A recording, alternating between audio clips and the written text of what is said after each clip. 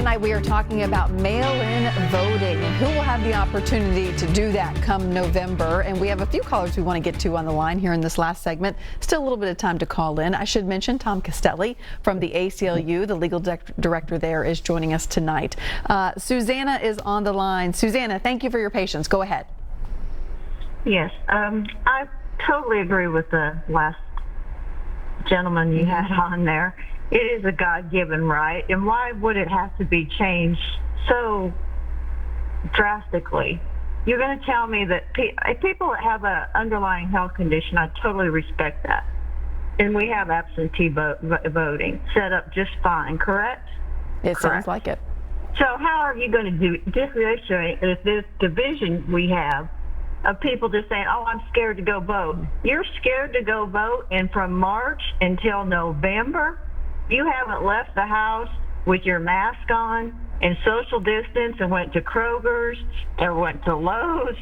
I'm sorry, that's just a little hard for me to wrap my head around, sir. And I know you're not the only one. We talked about this a little bit earlier, Tom. The people were saying if you can go out and stand in a line at any of these places, you can go out to vote. But you say not the case. Well, first of all, let me correct one thing. Before the lawsuit was brought, the position from the state was that even if you had an underlying health condition that made you at risk from complications from COVID, you still had to vote in person. So that's what's changed. Mm-hmm.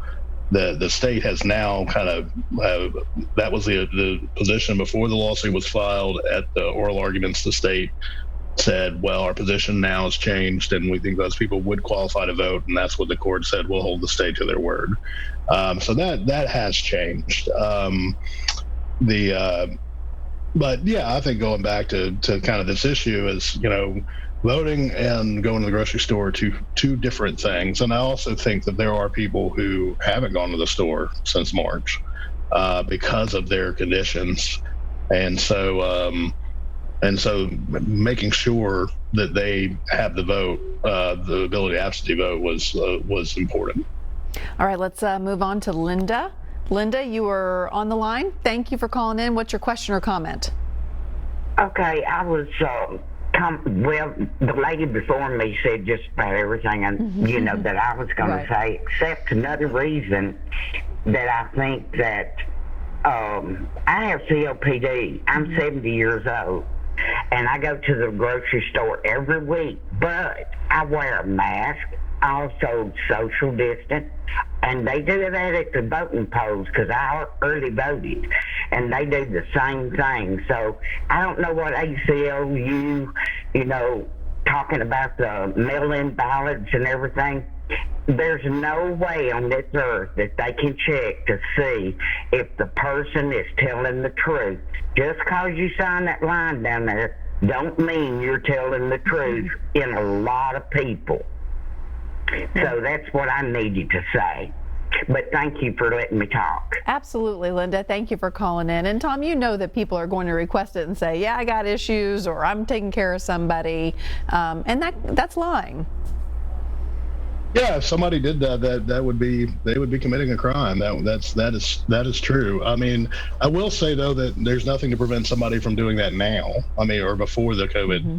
I mean, the application says check a box. I mean, certainly it would be harder to say I'm over 60 when you're not, because that's going to be on record. Your birthday's going to be on record. But saying I'm ill, disabled, and physically unable to go to the poll, which was the standard beforehand, the same rules applied. That was kind of an honor system thing, and no one was checking behind them. So that's not changed either. We're just expanding that definition of ill and disabled and unable to go to the polls to those that, if they went, would be at a heightened risk for contracting or having a complication from COVID.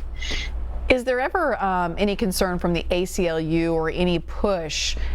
Every state votes differently. A caller brought that up. In some places you have early voting, some not. Some do mail-in balloting. They've been doing it for years. It's no big deal. It's just the way they do it. There's no conformity across the United States.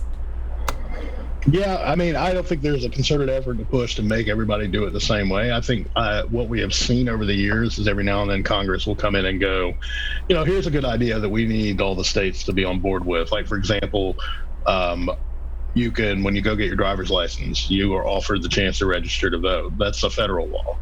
That's not something each state elected to do. That was a federal law.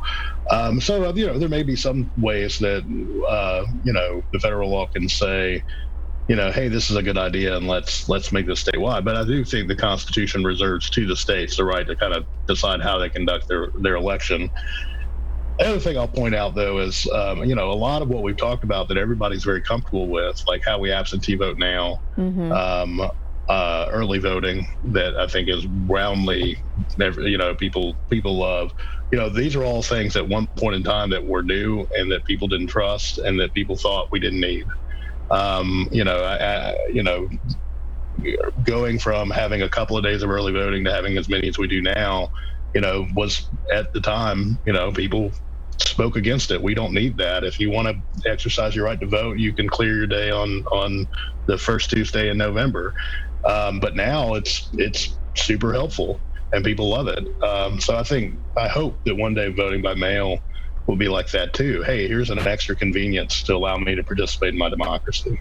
We have about a minute and a half left, and as we wrap up, what is your word to folks sitting at home who are saying, should I request a mail-in ballot? Should I not? Do I qualify? I don't know. It's not really clear. What is your word to them as we go into this very important election in November? I think the first thing is, talk to their healthcare provider about what their risks are. Look at these CDC guidelines, but also talk to their doctor. That may give them some clarity on whether or not they have something that makes them at high risk. And then also keep your eye on what's going to be coming out in the next few weeks, which will hopefully be some more guidance on this about who exactly can vote by mail, and call your election officials and ask questions. I think this is, it's a time for asking questions. That's a good point. Call Secretary of State, call your local election commission, and start those conversations now. Tom, we really appreciate talking to you tonight. Thanks for having me. It's an important issue. I appreciate it. Oh, most certainly is. No matter what side of the aisle you're on, voting is important. I think we can all agree on that. Have a good night, Tom. All right, thanks. You're welcome. All right, when we come back, we will wrap things up, and I will tell you what's ahead for the rest of the week. Stay with us.